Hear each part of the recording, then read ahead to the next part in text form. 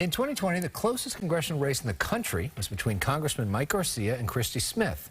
California's 25th congressional district. Garcia, Republican, defeated Smith by just 333 votes. Well, now the two are facing off again, their third time in a district that is now more Democratic thanks to redistricting. Mike Garcia came into our studio yesterday. There was a rain delay in a playoff baseball game, so that preempted our show. But we sat down with him, and here is that interview today. What is the biggest difference between you and your opponent, Christy Smith? That's a good question. I'd say the biggest difference is I still, even after being in office for 2.5 years, don't consider myself to be a politician. I didn't grow up wanting to serve in politics. I had no aspirations of being in Congress. I grew up wanting to serve the country with a love of country as a patriot, someone who values the United States of America as a first-generation immigrant. My father immigrated here in 1959. I understand how special this beautiful country is, and so I do this out of a devotion to the Constitution, out of a devotion and love, frankly, of our beautiful nation. And my opponent has been very adamant of the fact that this is a job she's wanted her whole life. She's now running for a third time to try to get this position. She's been a lifelong bureaucrat and a bit of a gadfly when it comes to this race, at least. But you are a politician, right? I mean, are you saying she's not patriotic? Well, I'm saying that she's running for the wrong reasons, right? I didn't run for my own self-interest.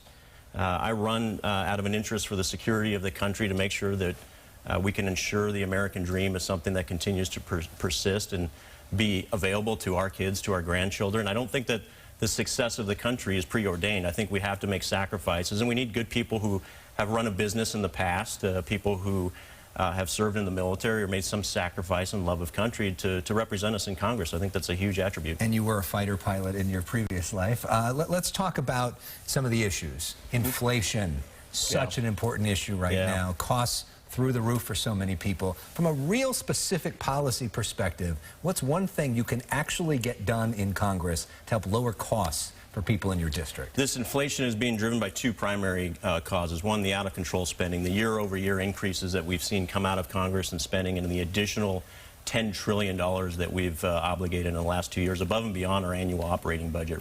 The second element is the energy crisis. Frankly, this war on American energy has been backbreaking to the average lower-class, middle-income families in terms of energy costs, and it manifests in fuel. So in Congress, when we have the majority back, especially where I sit on the Appropriations Committee, we have to return to sensible spending, to responsible and pragmatic budgeting, and making sure that we're not spending taxpayer dollars like we're, drunken sailors in port. Is there something in particular you would cut?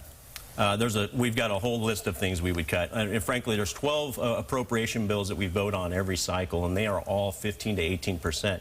I voted against the last DOD budget, which raised a lot of eyebrows because, frankly, it was too high.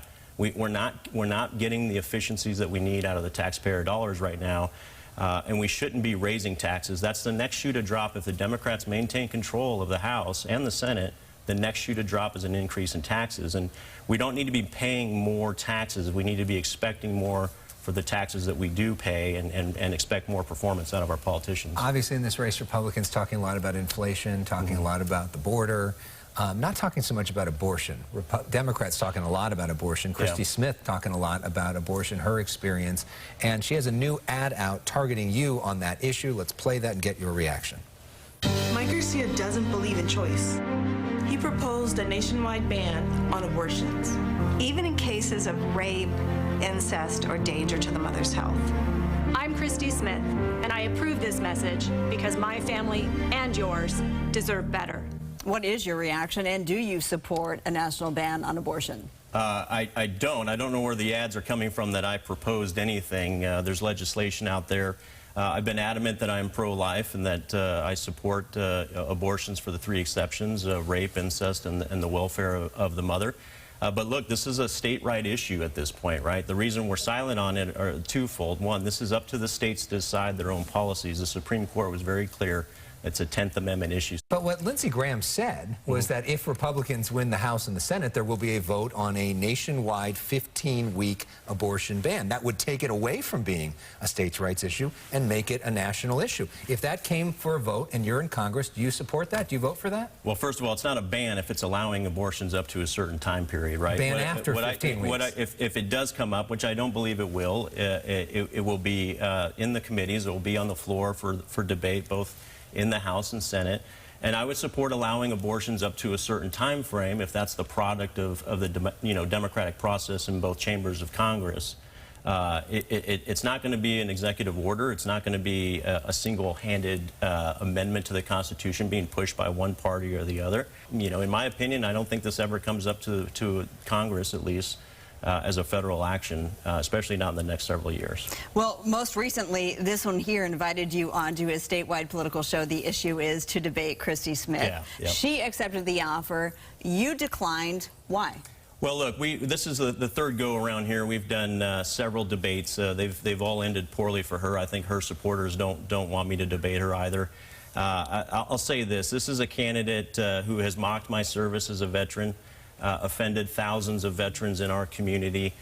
She has marched to defund the police, and she's been calling me a traitor and an insurrectionist for the last 2 years. So we know where she stands on the issues. Everyone knows where I stand on the issues. I'm more than happy to address my constituents and answer the hard questions like you guys present here tonight, but I won't debate her. I'm not going to share a stage with someone who is frankly been demonstrating conduct unbecoming of the office. Congressman Mike Garcia, thanks for being with us. Thanks for coming guys. in. Appreciate Great to it. see you in Thanks, person Alex. after so Appreciate many Zooms over the years. Yeah, no, it's great to see You're a the real real person. human beings. Yeah. Yeah, absolutely. Thank you very much. Thanks, guys.